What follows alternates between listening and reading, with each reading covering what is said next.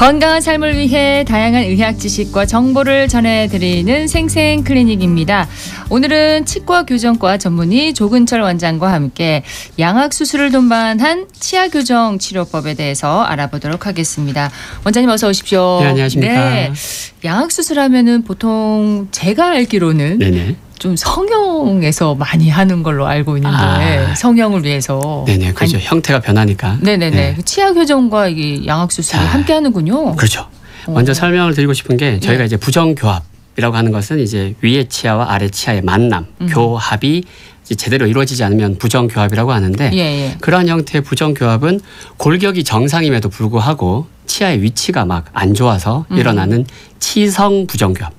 치아만의 문제도 있을 수 있고. 그렇죠. 근데 이제 상악과 하악의 위치 자체가 많이 어긋나 있으니까 그렇죠. 제대로 물릴래야 물릴 수가 없는 골격성 부정교합. 치아에 문제가 있을 수도 있고 골격이 그렇죠. 문제가 있어서. 맞아. 치아만의 문제는 치성이지만 골격에 문제가 있으면 골격성 부정교합이라고 부르는데 그러한 형태의 골격성 부정교합은 말 그대로 상악과 하악의 위치가 다시 바뀌어져야 제대로 해결이 되는 거죠. 이제 그거를 해결을 해주는 수술이 원래 정식 명칭은 악교정 수술 혹은 턱교정 수술. 이게 턱이랑 악이랑 같은 말이지 않습니까? 그렇죠?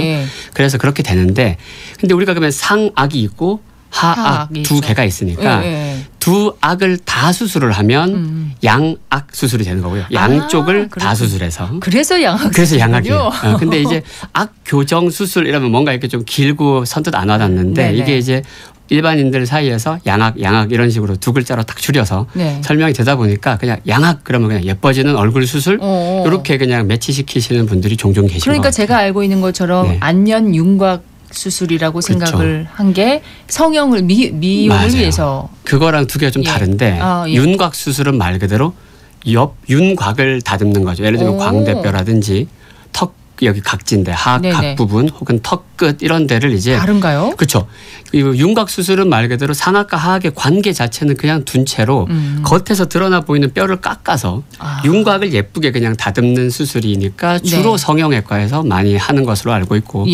근데 이제 우리가 알고 있는 지금 이런 양악 수술, 악교정 수술은 상악과 하악의 교합 관계 자체가 바뀌니까 전통적으로 우리 치과 의사의 영역이자 우리 치과 의사 중에서도 이제 세부 전문의들이 많잖아요. 그중에서 이제 구강, 악, 안면, 외과 이름이 되게 깁니다. 구강도 있고 악도 있고 안면도 있고 구강, 악, 안면, 외과 전문의 선생님들 중에서도 특별히 이제 이 수술에만 더 이제 몰두를 하셔서 치과에서 결국 치과에서의 수술이다 이렇게 쉽게 한마디로 말씀드릴 수 있어요. 어떤 분들이 이 수술을 그럼 받나요? 아까 부정교합이신 분들이라고 하셨는데 종류가 결국은 이제 밑에 턱이 많이 자라서 하악이 과성장돼 가지고 우리 흔히 말하는 주걱턱 이러고 있는 사람들 주걱턱도 있을 수 있고 또 한편으로는 턱이 너무 못 자라 가지고 무턱이 너무 심한 거예요.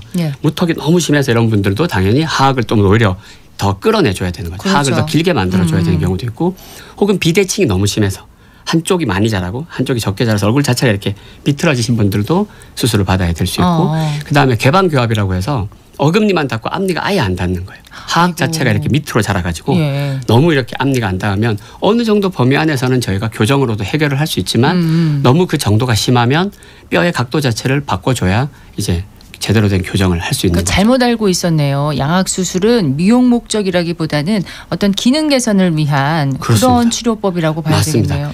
미용은 사실 어찌 보면 덤으로 따라오는 개념인데 이제 사실 덤으로 따라오는 이 덤에 사람들이 좀 관심이 더 많다 보니까 마냥 예뻐지는 수술이라고만 생각하고 미용 수술 아니냐 이렇게 생각할 수 있으나 이건 정말 교합이라는 걸 맞춰내기 위해서 이런 부정교합을 해결하기 위한 궁극적인 수단으로서의 그런 목표가 더 강하다고 볼 수 있습니다. 그러면 이 양악 수술이 턱 위치를 바로잡는 치료 이렇게 이해를 한다면 이 양악 수술이 이 치아 교정과 어떤 그런 연관이 있는 건지.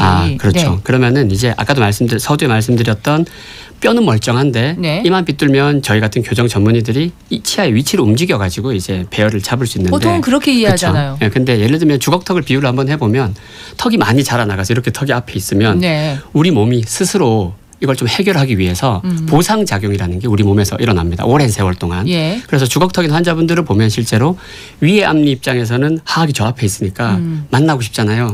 앞으로 이렇게 막 뻗어지는 거예요. 각도가. 앞니가. 그리고 밑에 앞니는 저 뒤에 있는 위 앞니를 만나고 싶으니까 예. 또 안으로 이렇게 누워요. 이렇게. 그러면 이렇게 돼 있는 거죠. 그러면 이게 원래 정상적인 각도가 아니니까. 네. 그런데 이 상태에서 그냥 덥석 수술만 해버리면 얼굴의 모양과 상악과 하악의 관계는 좋아져도 이게 안 맞아지는 거죠. 네네네. 그러니까 수술하기 전에 먼저 저희 같은 교정 전문의들이 개입을 해서 예. 각도랑 이런 것들을 계측을 한 다음에 아 이만큼을 다시 원상 복귀를 시켜야겠구나.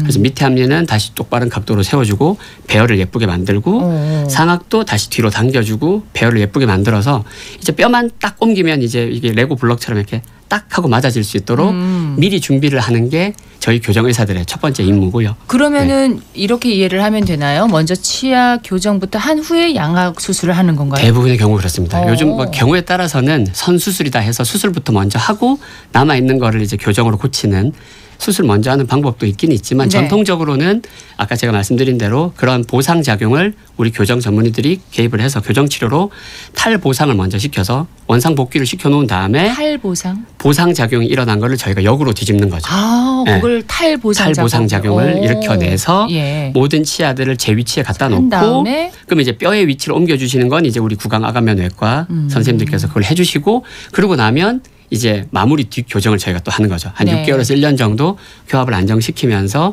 주변에 있는 뼈도 붙고 근육도 안정되고 할 때까지 저희가 교합을 잘 안착을 시켜서 교정 치료를 종료를 하는 거죠. 이렇게 듣기에도 참 길고 어려운 그 교정 과정인 것 보통 한 같습니다. 2년에서 플러스 마이너스 알파 정도가 걸리고요. 심한 예. 경우는 좀 더 걸릴 수도 있고 그래서 전체 교정 2년짜리 교정 중에 중간에 수술하고 온다 보통 저렇게 설명드리거든요. 예, 예. 환자분들께. 보통은 네. 이제 그 교정할 때 네. 크기 전에 성장기 청소년일 때 하면은 좋다. 그래서 10대 그렇죠. 우리 뭐 중고등학생들 이렇게 교정기도 많이 맞습니다. 맞습니다. 그 하고 있고 하는데 양악 수술은 그럼 언제 받는 게 좋은 건가요? 먼저 치아 교정부터 하고 그렇죠. 일단 함께 하는 건가요? 수술은 이제 수술을 해야 될 정도로 예. 이제 골격적인 편차가 심한 부정교합의 학생들이 온다면 이제 그때는 아직은 어리기 때문에 성장이 남아 있어서 수술을 할 수는 없고요. 예. 제가 저 이 방송에 이제 초반에 출연했을 때 막 아이들 주걱턱 어떻게 하냐, 무턱 어떻게 하냐 이런 내용들을 했는데 어느 정도 어린 시절에 우리가 개입을 해주면. 예. 수술까지 안 가게 조금 도와줄 수도 있고 그렇죠, 성장을 조절해서 그렇게 치료를 할 수도 있는데 너무 심하면 사실 아무리 우리가 개입을 하고 일찍부터 조절을 해도 부족한 부분들이 있을 수 있어요. 그러면은 이제 결국은 대학생 돼서 우리 신체적인 성장이 다 끝나고 난 다음에 이제 수술을 동반한 교정 치료를 하게 되겠죠. 그러면 양악 수술과 그 함께 이제 교정을 하는 것은 어른이 다 되고 난 보통 후에 그렇게 많이 하고요. 예. 가끔 이제 보통 우리가 남학생들보다 여학생들이 성장이 더 빨리 끝나지 않습니까? 이제 그리고 외모에 좀 관심도 많고 하니까 많죠. 이제 주걱턱이 좀 심한 여자 학생들이 오면 보통 어떻게 하냐면 고등학교 2학년 때부터 교정을 시작을 해요. 예. 그래서 고2에서부터 고3 올라갈 때까지 1년 동안 아까 말씀드렸던 하고 탈보상과 이런 모든 것들을 준비를 딱 해놓고 기다리고 있다가 네, 성인이 되면 수능이 딱 끝나자마자 양악 수술을 딱 하고 예. 그리고 대학교 입학을 하는 그런 코스를 완벽한 뭔가 계획을 하는 그런 경우도 있습니다. 예, 그렇겠네요. 네. 그 양악 수술을 고민하는 분들 계실 것 같습니다. 네. 저는 치아 교정만 하고 싶어요. 이런 분들도 분명히 계실 것 같은데, 근데 이제 전문의들께서는 함께 해야 된다고 네. 양악 수술도 그렇게 그렇죠. 권하는 거잖아요. 고민하는 분들께 한 말씀 해주세요. 마지막으로 일단은 내가 뭔가 외형적으로 고치고 싶은 게 있다면 그거에 대해서 먼저 포커스를 맞춰야 된다고 생각을 하고요. 예를 들면 보더라인에 있는 분들이 가끔 계세요. 예. 환자분들 상담 오셨는데 어느 정도 교정만으로도 교합을 개선은 시킬 수는 있는데 그러면은 이 환자분께서 궁극적으로 바라시는 게 뭔가. 그러면 어떤 분들은 나 턱 내 매력이라고 생각한다. 괜찮다. 나는 이만 맞춰달라. 그렇게 말씀하시면 치아 교정만 하면 되고 예. 어떤 분들은 수술은 막 무서워서 안 하고 싶은데 네. 막 그래도 턱은 고치고 싶어 해. 예. 그러면 사실 해야 평생 후회가 없지 않을까. 자신의 치료 목적에 맞는 목적이죠. 치료법을 선택하는 맞습니다. 것. 네, 그 환자의 권리네요. 맞습니다. 그렇습니다. 네. 알겠습니다. 생생클리닉 오늘은 양악 수술과 함께 치아 교정에 대해서 알아봤습니다. 치과 전문의 조근철 원장이었습니다. 원장님 고맙습니다. 감사합니다.